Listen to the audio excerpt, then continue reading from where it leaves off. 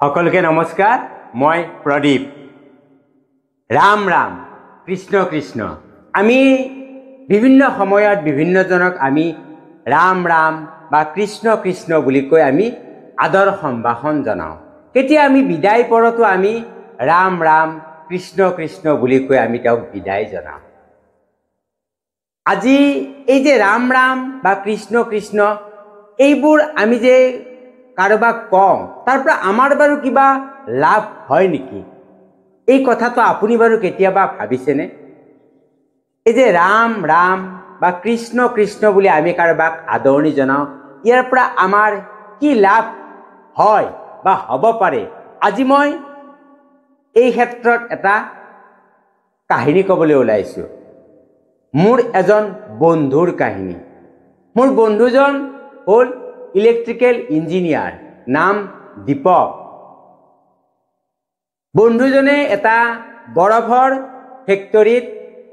electrical engineer হিচাপে কাম কৰি আছে আৰু সেই বন্ধুজনে যেতিয়া কামলৈ যায় যিটো গেটত যিটো গেটকিপাৰ থাকে সেই গেটকিপাৰজনক কয় ৰাম ৰাম দাদা ভালে আছে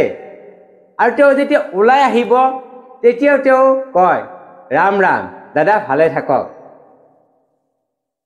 এইটো তেওঁৰ সদায় কৰা কাম আৰু প্ৰায় যিকোনো মানুহকে যেতিয়াই লগ পায় মোৰ বন্ধুজনে প্ৰায় ৰাম ৰাম দাদা ভালে আছেনে ভাইটি ভালে আছেনে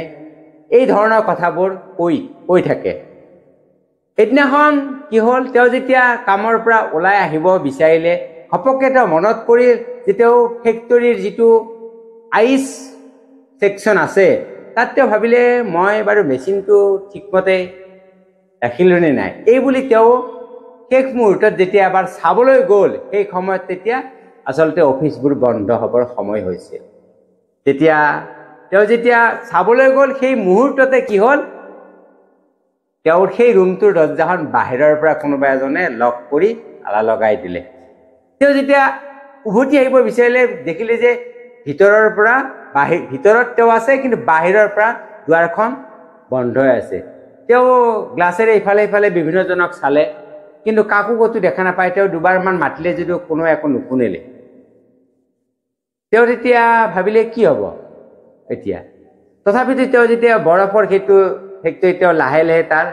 টেম্পাৰেচাৰটো কমি বেছি ঠাণ্ডা হ'বলৈ ধৰিলে তেওঁ ভাবিলে মোৰ বন্ধু দীপকে ভাবিলে যে আজি মোৰ জীৱনটো শেষ কাৰণ এতিয়া আৰু কোনেও মোক ইয়াৰ পৰা বচাব নাহে আৰু তেওঁ যেতিয়া তাত চাবলৈ গৈছিল তেওঁৰ মোবাইলটো কিন্তু তেওঁৰ যিটো ৰুম সেই ৰুমটোতে থৈ গৈছিল টেবুলতে থৈ গৈছিল শেষত ভগৱানক প্ৰাৰ্থনা কৰি ক'লে হে ভগৱান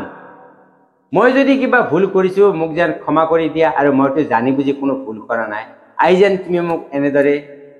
মোক মৃত্যুবৰণ নকৰোৱা এই বুলি তেওঁ ভগৱানক এবাৰ প্ৰাৰ্থনা কৰিলে তথাপিতো তেওঁ যেন ৰক্ষাৰ উপায় নাই এই বুলি ভাবি তেওঁ কিছু সময় তাত থাকিল প্ৰায় এঘণ্টামান পিছত দুৱাৰখন খুলি কোনোবা এজন সোমাই আহিল আৰু সেই সোমাই অহাজন আছিল সেই গেটত থকা চকীদাৰজন গেটকিপাৰজন তেতিয়া তেওঁ সোমাই আহিল তেতিয়া তেওঁ ক'লে যে মই ইয়াত যে আছোঁ আপুনি বাৰু কেনেকৈ জানে আপুনি মোক আজি বচালে নহ'লে মোৰ আজি ইয়াত মৃত্যু হ'লহেঁতেন তেতিয়া সেই গেটকিপাৰজনে ক'লে